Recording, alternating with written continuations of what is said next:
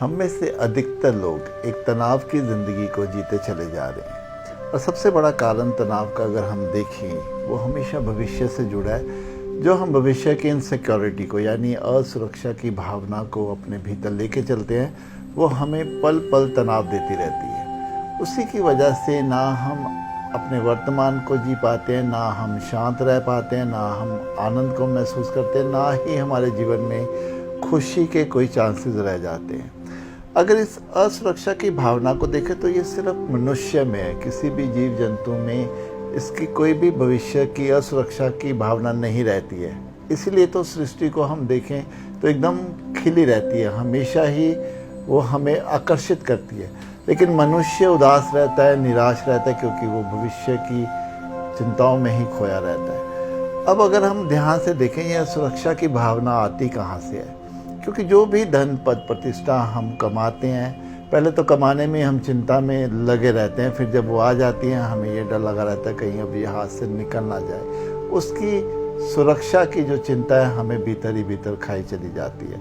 और वहीं उन लोगों की बात करें जिन्हें हम दिल से चाहते हैं, अपने परिवार के सदस्य, कि वो सेफ रहें, उनको कुछ ना हो, उसकी चिंता भी हम लगा लेते हैं।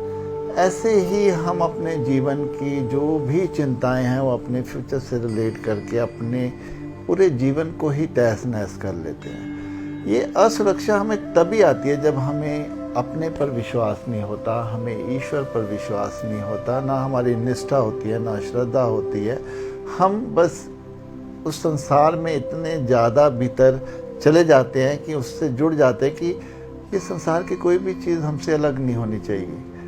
मेरा मानना है कि हमें जब तक ये ज्ञान और ध्यान से ये महसूस होना नहीं शुरू होगा कि यहाँ कुछ भी स्थायी नहीं है, कल जो हमारे पास नहीं था आज है, कल को नहीं भी हो सकता, ये हमारे लिए जानना बहुत ज़रूरी है।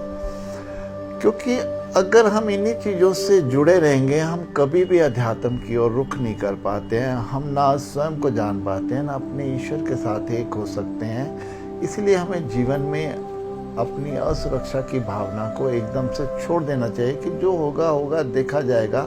मैं अपने आज के जीवन को तो जी लूँ, जो मेरे आसपास है, जो मुझे आज ईश्वर ने दिया है, मैं उसको तो अच्छी तरह से भोग लूँ। आज अगर मैं इसका सुख नहीं ले पा रहा हूँ तो मैं कल को भी इसका सुख कैसे ले पाऊँगा। इसीलिए मैं ये कह सकता हूँ कि अपने जीवन को संवारिए, अपने जीवन को जीना सीखें। ये जो असुरक्षा की भावना है ये हमें दीमक की तरह भीतर ही भीतर खाती चली जाएगी। इसीलिए ये बहुत ज़रूरी है कि हमें अपने सभी आने वाले समय को ईश्वर को समर्पित कर देना चाहिए कि जो होगा जीवन में तो देख, अच्छा हो बुरा हो, मुझे सब स्वीकार है। अगर हम ये भावना लेके चलते हैं तो यकीन मानिए हम अपने वर्तमान में, हम अपने आज के इस क्षण को भली भांति जीना शुरू कर देंगे।